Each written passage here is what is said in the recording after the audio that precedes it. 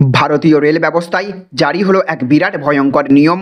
Waiting ticket নিয়ে এবার আর আপনি ভ্রমণ করতে পারবেন না ট্রেনে। আপনি যদি এই নিয়ম অমান্য করেন তাহলে বিরাট ভয়ঙ্কর শাস্তি অপেক্ষা করছে আপনার জন্য। সমস্ত ট্রেন যাত্রীদের জন্য এমনই এক ভয়াবহ নিয়ম জারি করে দিল এবার ভারতীয় রেল। সুতরাং আপনিও যদি একজন নিয়মিত ট্রেন যাত্রী হয়ে থাকেন অথবা কাজের সূত্রে এখান থেকে ওখানে ট্রেনের মাধ্যমে যাতায়াত করে থাকেন, তাহলে আপনাকে ভারতীয় রেলের টিকিট নিয়ে এই নতুন নিয়ম সম্পর্কে অবশ্যই জেনে নিতে হবে। নইলে কিন্তু রেল সফর করার সময় বিরাট বড়সড় বিপদের সম্মুখীন হতে পারেন আপনি। আজকে থাকবে এই নিয়েই আলোচনা। আর আলোচনা শুরু করার পূর্বে আপনাদের কাছে করবো একটা ছোট্ট রিকোয়েস্ট। আপনি এই রকমই আপডেট আপনার ফোনে নিয়মিত পেতে হলে অবশ্যই এই চ্যানেলটিকে সাবস্ক্রাইব করে পাশের বেল আইকনটিকে বাজিয়ে রাখবেন। আর আপনি যদি এই ভিডিওটি ফেসবুক থেকে দেখে থাকেন তাহলে অবশ্যই আমাদের এই পেজটিকে ফলো করবেন।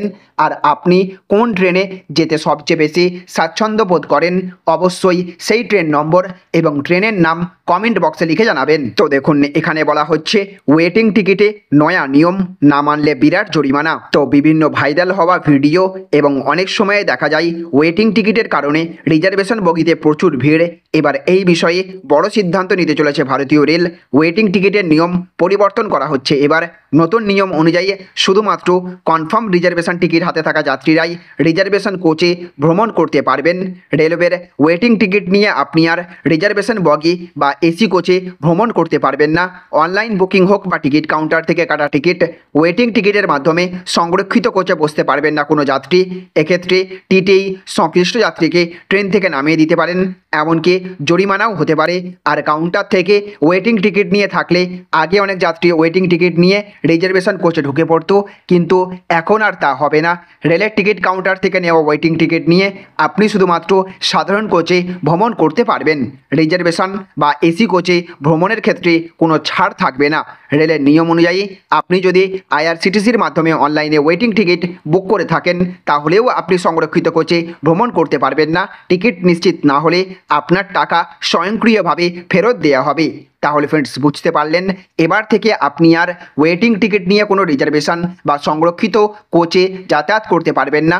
ভারতীয় রেল সমস্ত দূরপাল্লার ট্রেনের ক্ষেত্রে এই নিয়ম জারি করে দিয়েছে। এমনকি প্ল্যাটফর্ম থেকে ওয়েটিং টিকিট কেটে নিলেও আপনি আর রিজার্ভেশনে ঢুকে পড়ার সুবিধা পাবেন না। আর আপনি যদি অনলাইন থেকেও টিকিট কেটে থাকেন তাহলেও আপনার ওই ওয়েটিং টিকিট ক্যান্সেল করে দেওয়া হবে এবং আপনাকে স্বয়ংক্রিয়ভাবে টাকা ফেরত দিয়ে দেওয়া হবে।